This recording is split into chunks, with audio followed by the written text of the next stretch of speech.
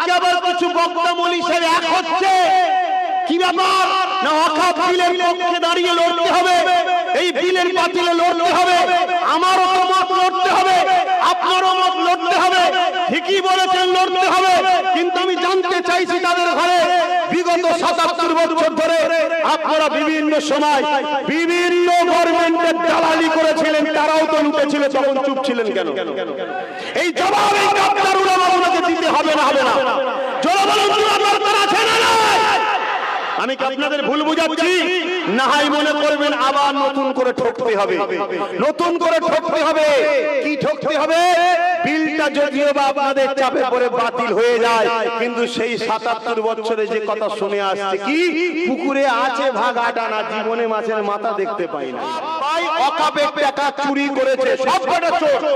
শুনছেন না শোনেন না? সব ভাই আমাদের সম্পদ মেরে খেয়েছে, সব ভাই আমাদের গরিব ছেলেদের ভবিষ্যৎকে নষ্ট করেছে, সব ভাই মসজিদের টাকা খেয়েছে, মাদ্রাসার টাকা খেয়েছে, কবরস্থানের টাকা খেয়েছে। এটা বুক খুলিয়ে বলতে পারবেন না, পারবেন না? জোরে বলুন, পারবেন না, পারবেন না? এর জন্য দোষী ওদের থেকে বেশি কারা? জোরে বলুন কারা? জোরে বলুন কারা? কেন আমাদের ঘরের ছেলে একজন যদি উঠতে চায়, হারা আমাকে একটু ঠেলা দে, আমি ওয়াকফ তাদেরকে বুঝিয়ে দেবো, অমনি সবাই তার ঠ্যাং ধরে টানিত।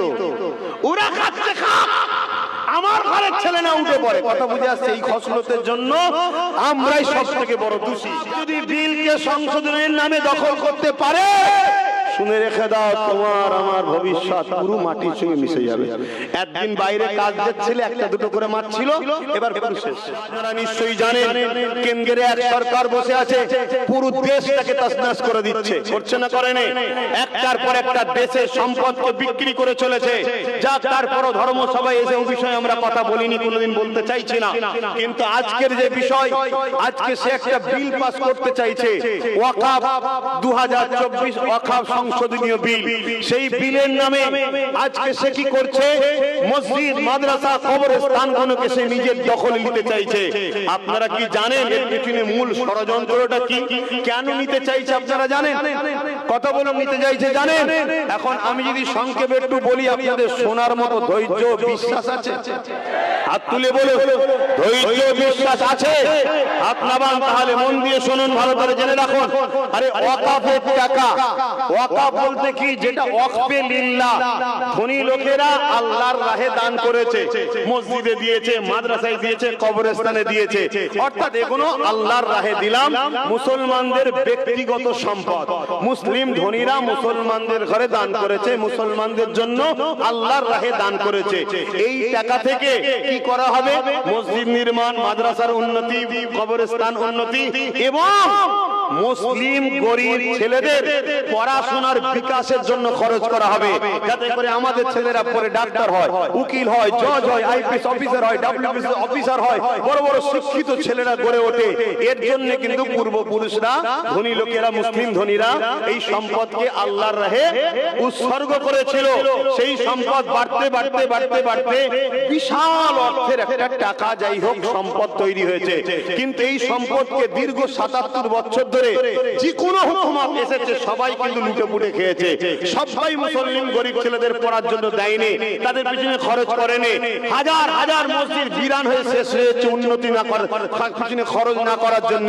ওই টাকা থাকার পরও খরচ করেন। আপনারা শুনছেন, নামাজের দিকে সময় যাচ্ছে তাই তাড়াহুড়ো বলছি। এই টাকা কিন্তু সবাই লুটে পুটে খেয়েছে। সবাই কি করে খেয়েছে? লুটে পুটে খেয়েছে। বলুন, সবাই কি করেছে? আওয়াজ দিয়ে বলুন, সবাই কি করেছে? সব ভাই ওয়াকফের টাকা চুরি করেছে, সব কটা চোর। শুনছেন না শোনেন না? সব ভাই আমাদের সম্পদ মেরে খেয়েছে, সব ভাই আমাদের গরিব ছেলেদের ভবিষ্যৎকে নষ্ট করেছে, সব ভাই মসজিদের টাকা খেয়েছে, মাদ্রাসার টাকা খেয়েছে, কবরস্থানের টাকা খেয়েছে। এটা বুক খুলিয়ে বলতে পারবেন না, পারবেন না? জোরে বলুন, পারবেন না, পারবেন না? কিন্তু আজকে সবাই যখন খাচ্ছিল, ওরা কিন্তু কেউ বিল তৈরি করে খায়নি। এই শুনছেন না শোনেন না? সবাই বিল তৈরি না করে, বিল কেউ করেনি, অবৈধভাবে খেয়েছে, বিনা বিলে খেয়েছে। কথা মাথায় ঢুকছে? কিন্তু আজকে কেন্দ্রের সরকার হঠাৎ করে বিল করতে চাইছে কেন? একটা প্রশ্ন তো। ইও তো দীর্ঘ বিগত দিন খাচ্ছে, ইও তো বিগত দিন বিল ছাড়া খেয়ে আসিও খাচ্ছে, খাইনি নয়, সব কটা খায়। আর এর জন্য দোষী ওদের থেকে বেশি কারা? জোরে বলে বলো। ঘরের ছেলে একজন যদি উঠতে চায়, হারা আমাকে একটু ঠেলা দে, আমি অকাপ তোদেরকে বুঝিয়ে দেবো, অমনি সবাই তার ঠ্যাং ধরে টানিত। ওরা খাচ্ছে খাক, আমার ঘরের ছেলে না উঠে পড়ে। কথা বুঝে আসছে? এই খসলতের জন্য আমরাই সব থেকে বড় দোষী। আজকে কেন এই বিল করতে চাইছে, এটা প্রশ্ন তো। বিল কেন করতে চাইছে শোনো। গুজরাটে একটা মসজিদ আছে, বয়স হচ্ছে 1300 বছর। কত বছর? তার মানে 1300 বছর ধরে আজান হচ্ছে না, হয়নি? আজান যে মসজিদ যখন আছে 1300 বছর, ভারতে মুসলমান জোরে বলে কতদিন মুসলমান আছে? কেরলে একটা মসজিদ আছে, জানেন তো নাকি? চিরামান, বাদশা চিরামান। আমার নবী চাঁদ দুটুকরো দেখার পরে, সময় নেই তো, চাঁদ দুটুকরো দেখার পরে ওখানে গিয়ে কলেমা পড়েছিল। সেই বাদশা ওই মসজিদ তৈরি করেছে। কথা বুঝে আসছে? সেই মসজিদ তাহলে 1400 বছর থেকে হয়ে আসছে।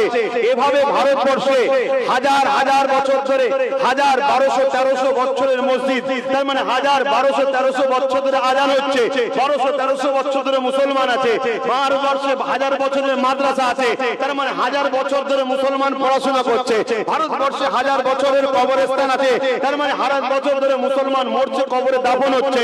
এখনো যদি থাকে তাহলে মুসলমানকে যে মেরে শেষ করে দেওয়া হবে, এটা কখনো করা সম্ভব? জোরে বলে কেন? হতে গেলেই বলবে হাজার হাজার বছর ধরে আমরা আছি। ব্রিটিশের যখন আসেন তার আগে আমাদের বাপেরা ছিল। কথা বুঝে আসছে না? নাই যুগ যুগ ধরে অন্যান্য সাম্রাজ্যরা আসার আগেও আমরা ভারতে ছিলাম না? তো এই জন্য এই প্রমাণটাকে মিটাতে হবে। এই প্রমাণটাকে মিটাতে গেলে বিল পাস করো। বিল পাস করিয়ে সব অকাপ সম্পদকে সরকার গভর্নমেন্টের হাতে নিয়ে নাও। গভর্নমেন্ট নেওয়ার পরে কি করবে শোনো। 1000 বছরের মসজিদ, 1200 বছরের মসজিদ, এক কথায় স্বাধীনতার আগে যত মসজিদ আছে সব মসজিদ, মাদ্রাসা, কবরস্থানগুলোকে বিরান করে সব কমিটিদের হাতে তুলে দিয়ে ওখানে বড় বড় বিল্ডিং করে ফেলবে।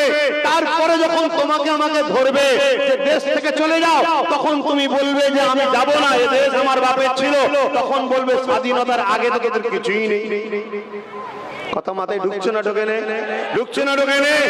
ওয়াকফ যদি বিলকে সংশোধনের নামে দখল করতে পারে, শুনে রেখে দাও, তোমার আমার ভবিষ্যৎ পুরো মাটির সঙ্গে মিশে যাবে। একদিন বাইরে কাজ যাচ্ছিলে, একটা দুটো করে মারছিল, এবার পুরো শেষ। তাহলে বলো, জীবনের বাজি লাগিয়ে জান মাল দিয়ে হলো এই ওয়াকফ বিলের বাতিলে লড়াই করতে হবে না? হবে না? জোরে বলুন, হবে না? হবে না? হাত তুলে বলুন, হবে না? হবে না? কিন্তু নেতৃত্ব কার মানবেন? যারা 77 বছর ধরে বিনা বিলে খাচ্ছিল, তাদের পিছনে দাঁড়িয়ে লড়বেন নাকি?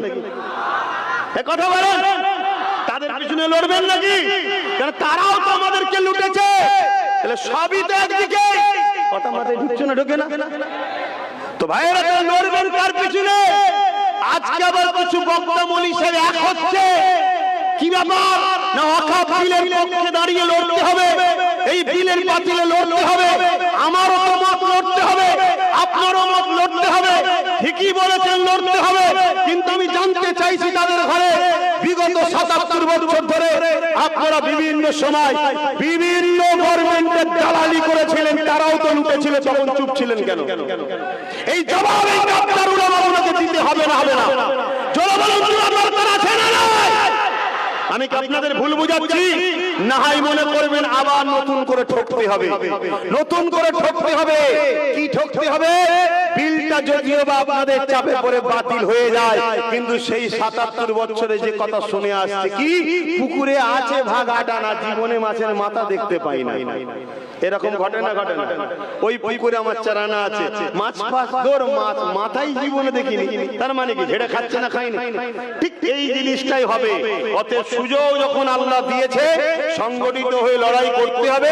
তাদের পিছনে লড়াই করব যাদের দিলে রাসূলুল্লাহর প্রেম আছে। জোরে বলুন সুবহানাল্লাহ। কেন সবাই গাদ্দার হতে পারে, নবীর প্রেমিক কখনো গাদ্দার হতে পারে না। কেন মুস্তাফার গোলাম মানে কখনো গাদ্দার নয়। জোরে বলুন সুবহানাল্লাহ। আগামী দিন লড়াইয়ের দরকার আছে না নাই? জোরে বলুন, লড়াইয়ের দরকার আছে না নাই? কিন্তু লড়াই করতে তো হাজারো জন তোমায় ডাকবে, কিন্তু সবার ডাকে সাড়া দেওয়াটা, কথা বলো, চলবে? একটু আওয়াজ দিয়ে বলবেন, আওয়াজ দিয়ে বলবেন, না চলবে না। তাদের ডাকে সাড়া দেবো যারা বিগত দিন কোনদিন দালালিও করেনি কারো, আর নবীর প্রেমিক যারা, তাদের পিছনে লড়বো। জোরে বলুন সুবহানাল্লাহ।